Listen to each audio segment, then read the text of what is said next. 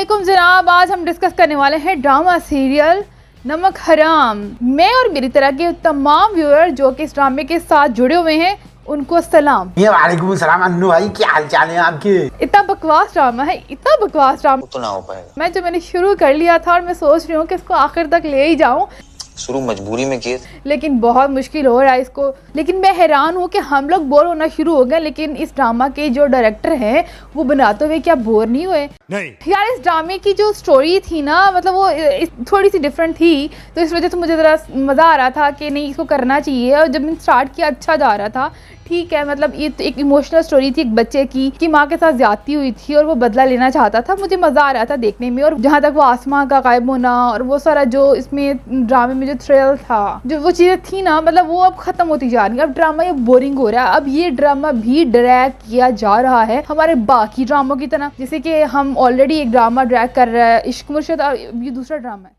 And rating में मिला दो साहब नहीं है, लेकिन फिर भी वो ड्रामा ड्रैग हो रहा है। वो यानी कि ये ड्रामा नमक हराम।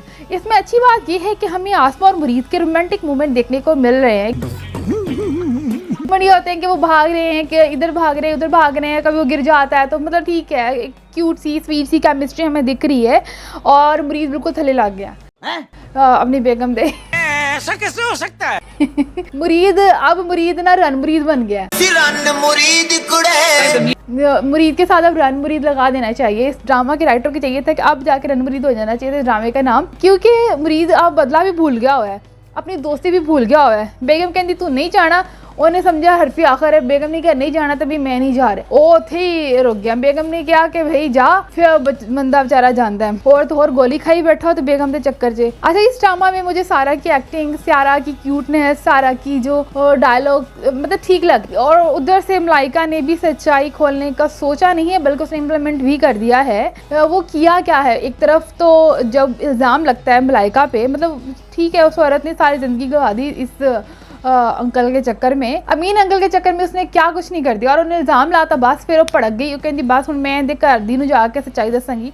लेकिन मलाइका ने जो तरीका अपनाया वो इससे बेहतर भी कर सकती हूँ। मैं सजेस्ट करती हूँ कि की कर सकती थी, लेकिन रुको। मुरीद फ़ोन करके बताता है कि भाई उतो मुस्तफा छुट गया है और उन्हें तीनों कत्ल कर देना है। और ये भी एक बात थी मलाइका के दिल में कि भाई एक आदमी जो कि अब कत्ल कर सकता है मलाइका का, तो उन्होंने मारने वास्ते इन्होंने क्यों आज़ाद कराया? हालांकि उन्हें नहीं कराया, उनकी भैन ने कराया है। अच्छा कि वो मलाइका तो बदला लवे, मलाइका तो साड़ी जान छुड़ा देवे ताकि मेरे खानदान पे जो कलक लगा है उससे जान छूट जाए।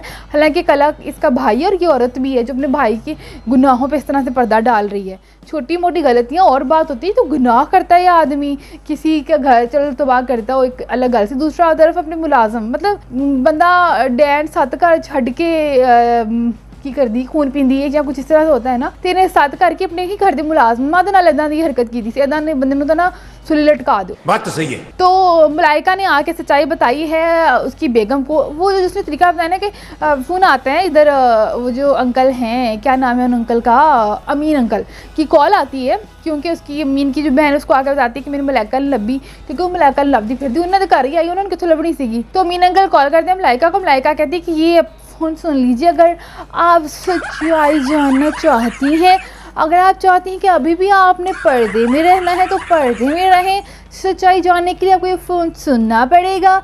तो वो कहती है अच्छा लाए, वो सुनती है तो आगे से फ़ोन उसी का आ रहा था अमीन अंकल का। उस मलाइका के पास इनफ सबूत थे इसके बाद भी, लेकिन अभी भी ये हो सकता था मलाइका बजाय इसके कि उनको फ़ोन देने के वो कॉल अटेंड करके उनके साथ अमीन साहब के साथ बात करती जिस तरह से नॉर्मली बात करती है। और अमीन साहब जब उससे कम्युनिकेट कर रहे होते हैं ना, तो वहीं पे सच्चाई उनके मुंह से निकलवाती। तो ये एक सही अप्रोच होती जिसके एक सबूत, एक लाइव उसके सामने चीज़ें हो जाती।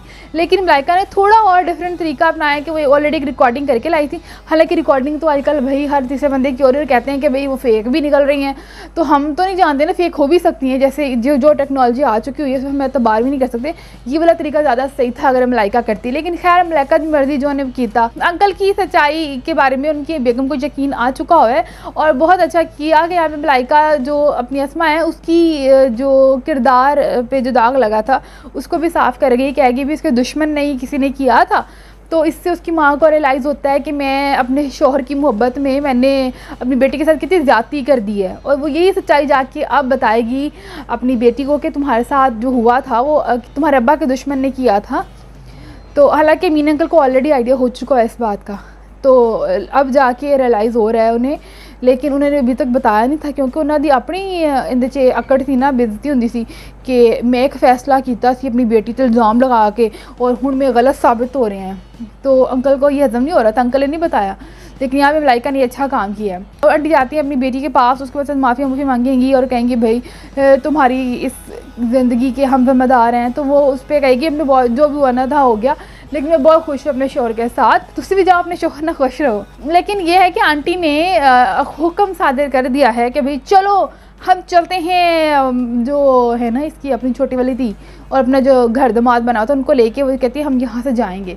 जाएगी कहाँ पे ये आंटी? अभी तक तो उसका मायके वाला कोई दिखाया ही नहीं इन्होंने, लेकिन खैर देखते हैं अब आंटी जी बेचारी किधर जाती हैं, रुलती हैं, नहीं रुलेगी। लेट्स सी अब क्या होता है ड्रामा में, लेकिन अब ड्रामा ड्रैग कर रहे हैं। अब ये होना चाहिए जो भी एंड बनता है ना, अभी इस बहुत कुछ हो गया हुआ है, सच्चाई भी खोल गई, हर गल में पता लग गया है, और की करी जाने बस ख़त्म करो, गल ख़त्म करो, नवा कोई ड्रामा ले आओ। मतलब ये इंडियन वाला ड्रामा वाला काम ना शुरू करो। वो एक शुरू कर लेते थे ड्रामा, शुरू में इतने हम इंटरेस्ट में देखते थे, यू नो, इतने प्यारे प्यारे ड्रामे, कुछ चंद एक एपिसोड के बाद वो ड्रामा हमें लग रहा होता था ड्रैग हो रहा है। अब वही सूरत हाल यहाँ पे हो रही है, तो हमने भी वही काम पकड़ लिया। वरना 25-20 एपिसोड इनफ होते हैं भाई, क्योंकि बहुत अच्छी स्टोरी अगर आपके पास है तो 30 तक ले जाओ। लेकिन ये क्या 30 के बाद नॉर्मली मैंने नहीं आज तक कोई ड्रामा देखा कि जो 30 के बाद कोई मज़ेदार रहा, वो ड्रैग ही लगता है, एक्चुअल स्टोरी से हट जाती है चीज़ें। क्योंकि ड्रामा जो होता है वो एक फैंटेसी वर्ल्ड की कुछ चीज़ें होती हैं, कुछ उसमें रियल टच होता है, ठीक है। तो फैंटेसी वर्ल्ड की जो चीज़ें होती हैं ना, वो कितना देर चल सकती हैं। तो बस वैसे ही बात ड्रामा की है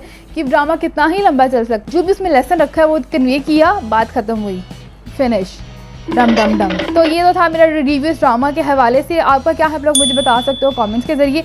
इसके अलावा अगर आपको मेरी वीडियो पसंद आ रही है, आपने लाइक करना है, कमेंट करना है और शेयर करना है। मेरा ये चैनल सब्सक्राइब करना बिल्कुल नहीं भूलना है। अपना बहुत ज़्यादा ख्याल रखना है। Tata, bye bye.